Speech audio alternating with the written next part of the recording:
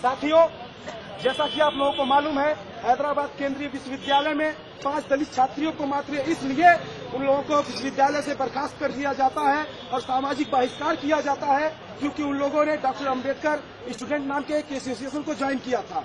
उनकी गलती मात्र ये थी कि उन्होंने बाबा साहब के नाम के एक संगठन को ज्वाइन किया था और इस मामले को देखते हुए एबीपी के कार्यकर्ताओं को वहां कोई ये मामला रास नहीं आया कि बाबा साहब के नाम का एक संगठन एबीपी के टक्कर का संगठन कैसे हो जा रहा है। और बात टक्कर की नहीं थी, बाबा साहब के नाम का संगठन एबीपी को वहां पे राज देने का काम कर रहा था। ये बातें वहां के एबीपी के कार्यकर्ताओं को रास नहीं आई।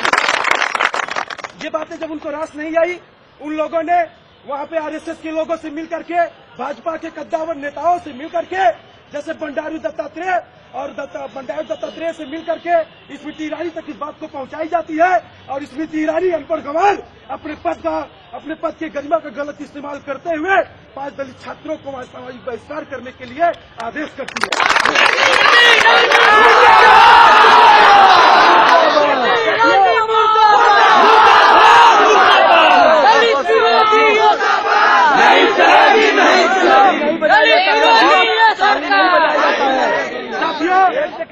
साथियों, आलम वहाँ का यह होता है कि 5 दलित छात्रों में से एक दलित छात्र मजबूरन आत्महत्या करने के लिए मजबूर हो जाता है और उसकी मजबूरी ये रहती है कि वहाँ पे उसका सामाजिक तौर से वहाँ के द्रोणाचार्य प्रोफेसर जो थे उस एकलव्य के विरोध में हो गए थे और उसको विश्वविद्यालय में और छात्रावासों में देखना नहीं पसंद कर रहे थे।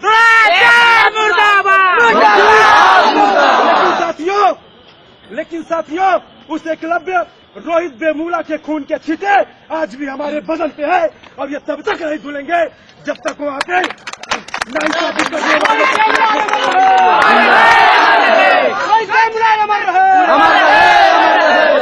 साथियों, पूरा प्रकरण सबको मालूम है और डीएम साहब के प्रतिनिधि जी को भी मालूम है। तो इस पूरे मामले को देखते हुए हमारी समिति ने, डॉक्टर अम्बेडकर छात्र युवा चेतना समिति ने 5 बिंदुओं पे मांग की हुई है।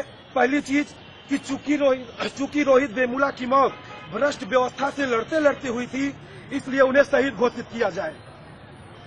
मैंने परसों संबित पात्रा का स्टेटमेंट एक सुना। संबित पात्रा ने कहा कि वो देशद्रोही था और वो कायर था। अरे वो कायर था तो चंद्रशेखर आजाद चंद्रशेखर आजाद भी भ्रष्ट व्यवस्था अंग्रेजों से लड़ते लड़ते एक गोली का शिकार अपने आप को वो कर लिए। उन्होंने आत्महत्या कर लिया, आप उन्हें शहीद घोषित कर देते हैं और हमारे समाज का एक शहीद भाई जो अपनी आत्महत्या करता है उसे कायर का नाम देते हैं। ये कहाँ का इंसाफ है? तो पहली मांग हमारी है कि रोहित वेमुला को शहीद घोषित किया जाए।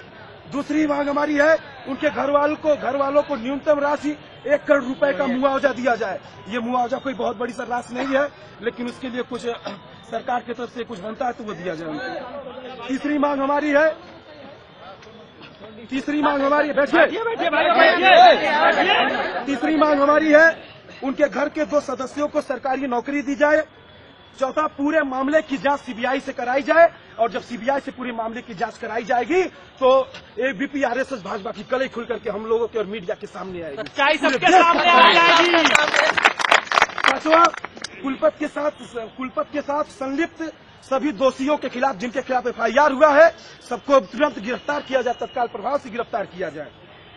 और उनका छठवां हमारा मांग है कि जितने भी दोषी हैं वहाँ पे सभी दोषियों के खिलाफ एसटी एससी एक्ट का मुकदमा दर्ज करके उनको तत्काल हिरासत में लिया जाए और उनके खिलाफ उचित कार्रवाई की जाए।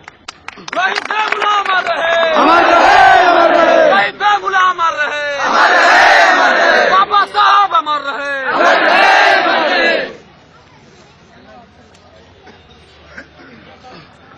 बैठिए आप लोग